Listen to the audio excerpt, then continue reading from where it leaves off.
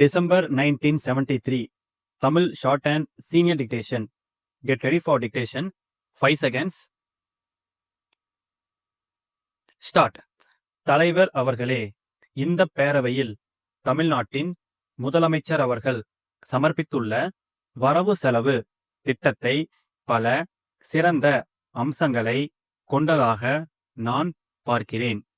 புதிய அரசாங்கம் பொறுப்பேற்ற பிறகு அதன் முழு ஆற்றலோடு தயாரிக்கப்பட்ட முதல் திட்டமாக இதனை கருத வேண்டியிருப்பதால் இதை குறித்து நாம் நன்கு ஆராய்வது அவசியமாகிறது. இந்த திட்டம் பற்றாக்குறை திட்டம் அல்ல. புதுவரி போட்டும் பற்றாக்குறை திட்டம் வகுக்கலாம். என்னை பொறுத்தவரை வரியே விதிக்காததை உயர்வு என்றோ சிறப்பு என்றோ நான் கருதவில்லை. அபிவிருத்திக்கு தேவைப்படுகின்ற பணங்களுக்காக வரிகள் போடுவது அவசியமே. எனினும் யாருக்கு வரிகள் போடுவது என்ற பிரச்சினைதான் இங்கே முக்கியம். அதை சொல்ல வேண்டிய நிலையை முன்னிட்டுத்தான் மாநில அரசாங்கம், மத்திய அரசாங்கம் ஆகியவற்றுக்கிடையே உள்ள பொருளாதார தொடர்பு இந்த நிதிநிலை அறிக்கையில் மிகவும் விமர்சிக்கப்பட்டிருக்கிறது. மாநில அரசாங்கம், மத்திய அரசாங்கம் ஆகியவற்றுக்குள்ள பொருளாதார நிலைமை, வரி விதிப்பு அதிகாரம், வரி பங்கீடு ஆகியவற்றை பற்றியெல்லாம் முதலமைச்சர் அவர்கள் விமர்சித்திருக்கிறார்கள். இனிமேல் வரி விதிப்பதற்கில்லை என்ற உண்மையினை உணர்ந்து வரிகள் போடுவதை தவிர்த்திருக்கிறார்கள். அதற்காக முதலமைச்சரை பெரிதும் பாராட்ட கடமைப்பட்டிருக்கிறேன்.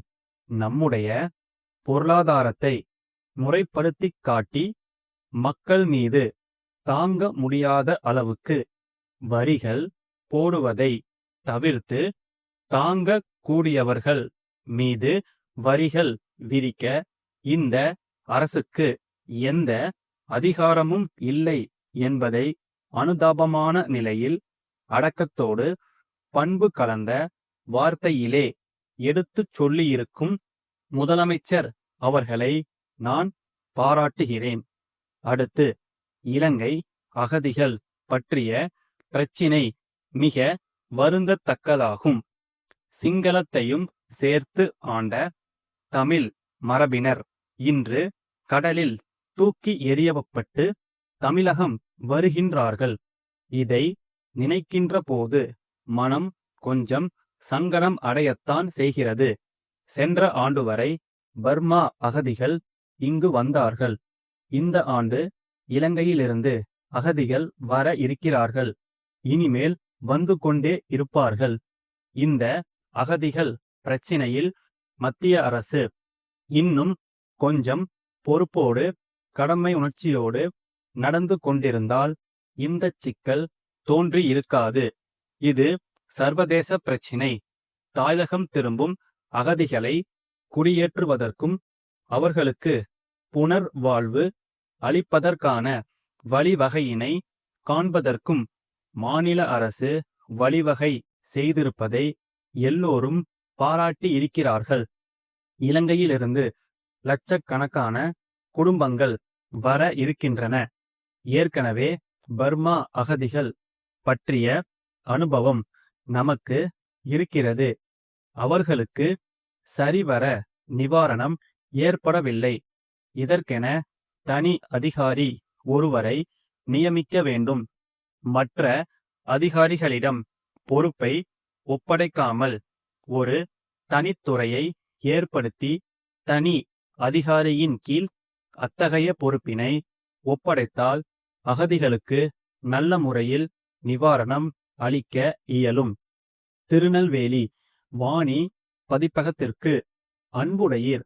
எங்கள் நிறுவனத்தின் பிரதிநிதி உங்களை அண்மையில் சந்தித்து நம் இரு நிறுவனங்களுக்கிடையே புத்தகங்களை பரிவர்த்தனை செய்து கொள்வது குறித்து கலந்துரையாடியதை நினைவூட்ட விரும்புகிறோம்.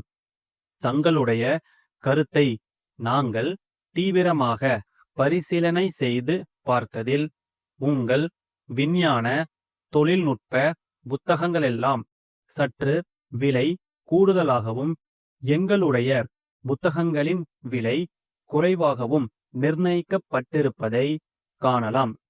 200 பக்கங்களுக்கு தாங்கள் 15 ரூபாய் விலை நிர்ணயித்திருக்கும் போது நாங்கள் 400 பக்கங்களுக்கு 25 ரூபாய்தான் விலை வைத்துள்ளோம். இருதரப்பு புத்தக ஆசிரியர்களும் சமமான புகழ் வாய்ந்தவர்களாக இருந்தும் உங்கள் நூல்களுக்கு குறிப்பிட்டுள்ள விலை சற்று கூடுதலாக இருப்பதால் அதனை விரைவாக விற்பது கடினம் என்று தோன்றுகிறது. ஆகவே இதைப் பற்றி தாங்கள் ஆலோசித்து தகவல் அளிப்பீர்களேயானால் சிறந்த ஒரு முடிவுக்கு வர இயலும். எங்கள் பட்டியலில் கண்டுள்ள சமூக நூல், வணிகம், தொழில்நுட்பம் ஆகிய துறைகளுக்குரிய புத்தகங்களையும் கவனிக்க வேண்டுகிறோம். ஆதரவை நாடும் தங்கள் அன்புள்ள பாரதி பதிப்பகம். ஸ்டாப்.